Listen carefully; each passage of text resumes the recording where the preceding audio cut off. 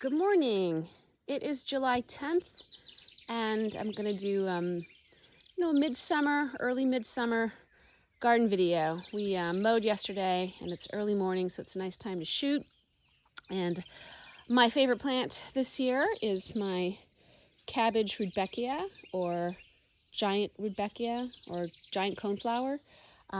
Love how architectural it is, and these leaves are so great. But we have had epic battles with raccoons, and we have been trying to remedy all that of late. And deer, like a bunch of these have been eaten. And so you can see here this tip. I don't know if the tip was eaten a while ago, and it's so tall that I don't know if the raccoon pulled it down or if this was deer. This could have been deer because we had deer and raccoon, but we have lots and lots of evidence that we've had a lot of raccoon damage. And down here, look at all that's been eaten. Same thing with the bee balm, the monarda. That was all eaten back. But I saw hoof prints, and so I think the deer might be, I don't want to blame the raccoons for stuff that they haven't done, but this is the backside right now of the garden. And so I love this New Zealand castor bean, and my delphinium was kind of eaten. What are those? Are those hoof prints? Those look like hoof prints again. I know we have a fawn. Oh my gosh, I'm not going to get ragey this early in the morning. I know we have a mother and her fawn that are coming through here, so but it looks like they didn't do any damage. And then these are kind of struggling. We've got some Japanese beetle on my green canna. I don't see any this morning. And then I think these maybe aren't getting enough light. That was supposed to be a lime green zinnia. These are supposed to be just lime green zinnia, and then a little bit more of this. I can cut that back, but this border is really, really beautiful. Gotta get around this side.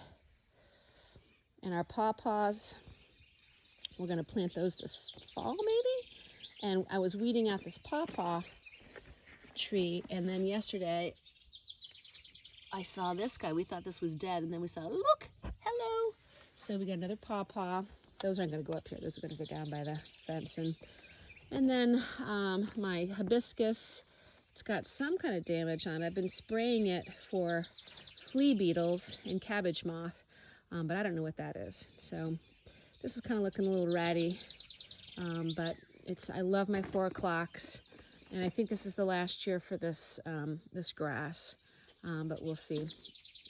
And this is a little too crazy, but I don't care if the colors don't match. This is Profusion Zinnia, kind of filling up that space because I dug out the bee balm because it was such a thug, and it would come right up to the end of this wall.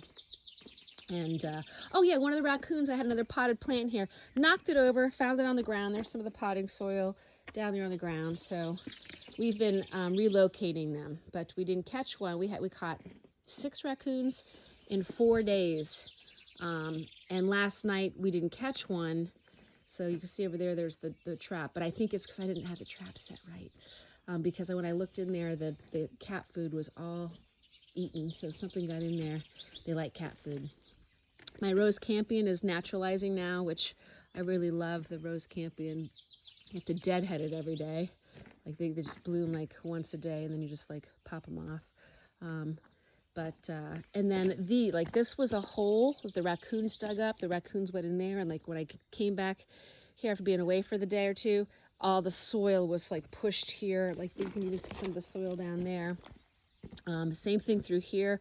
All of this was dug up. I had all these beautiful tarda tulips all dug up, and I think they ate almost all of the bulbs.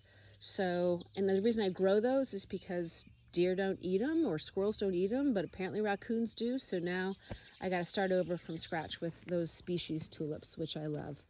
And then just a bunch of, I'm still like, I've got lettuce I had to germinate inside because it wouldn't germinate out here. I think it's going to be okay. Then I'll plant it out.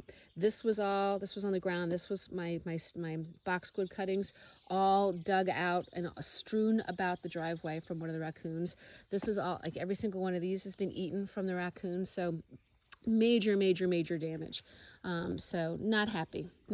But like I said, we're on it, and we already have our energizer up here right there, for our electric fencing around the corn. And so we're gonna put that up here in a couple of days. I like this side too, the beautiful castor bean. I had planted Verdus amaranth. I don't think you can even see them now. There's like just this what's left of it right there. The deer or raccoons loved that apparently. They ate that down to the nub. I don't know if it's going to try to put something else out there or not, but this my elderberry, my Sambucus elderberry, all chewed up. But you know, it's keeping it keeping it as a nice little tiny shrub, and I think it looks really good with the coleus here. And all that coleus I just kept overwintered. You know, I think I had one plant that overwintered, and then I just did cuttings, and now I have, I don't know, 6 or 7. 1, 2, 3, 4, 5, 6. I think 6. And then this I pruned, and then I just stuck that in the ground, just literally plopped it in the ground, and it's going to take off. And so I like the kind of maroon here in the back. I want a nice bright yellow. I mean, I've got my dill here, but I think I'm going to grow one of those. I forget what the name of the variety is, but it's a smoke bush. It's a golden smoke bush, and keep that trimmed. I think that would look really cool with the dark colors. A couple dahlias. I can't remember the varieties I put here that Chris gave me. Okay, so that's that part. And then this part, again, rabbits, deer, groundhogs, all kinds of things were in here. So I did unplug this, right? This is our chicken fence. It's electric, that we electrify. And ever since we put this up, we haven't had any damage. And so this is almost kind of like a little cutting section, but you can start to see some of the damage. So this is just a mix of Benary giants. I just, you know, zinnias, you can't help but smile. But it's interesting, at least to me, that I think some that were touching the fence died. And so, not died, but got shriveled. Like you see this part, and I think I should take this whole thing down. Oh, this is a whole plant. That's a whole different plant. I might take that out, because I think it was leaning against this fence and it wilted, and I think that's because this is the electric was going through it. Same thing with that one that was leaning against here. I kind of pushed it back, gave it some water to see if it would rebound, but it looks pretty far gone, so I might just pull those. But there's plenty of others. And so when we mowed yesterday, I tried to get all the fencing to lean away from the flowers. And then my snap mix, and they're all in bloom now, and I'm leaving for a week, which is always the case. I hear a cat meowing.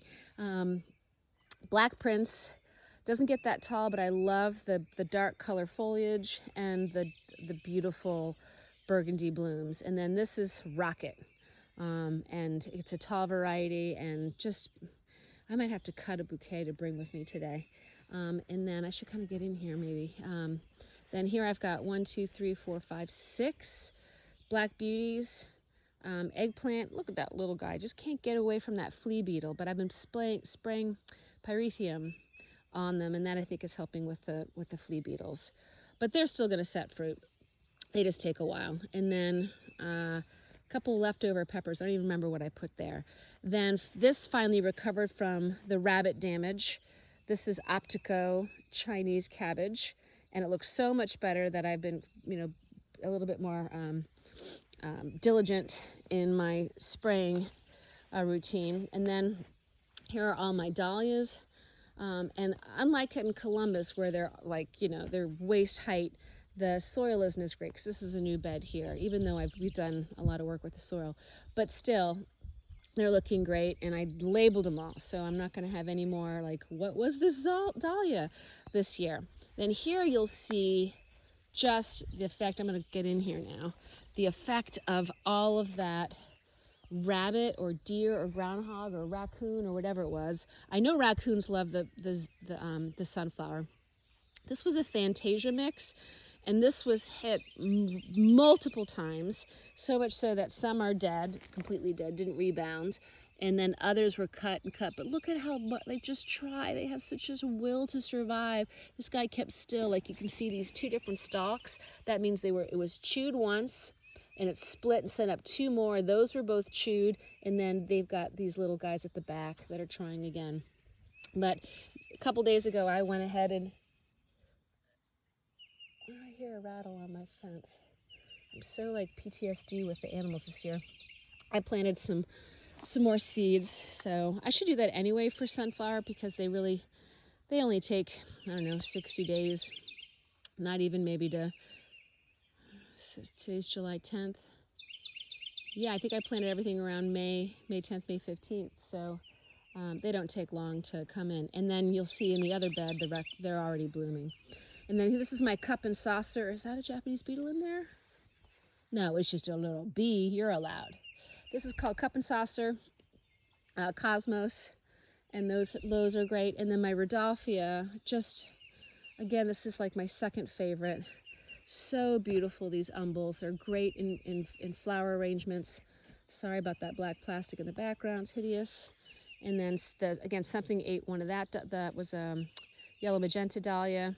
But my safari yellow marigold are a winner. I'm going to probably grow those again next year. So this is kind of my cutting garden, turning out well. That's Utrecht wheat. It's taking, again, it's been eaten a little bit, but it's starting to take off. I'm curious to see what it's going to look like as I grow this for dried.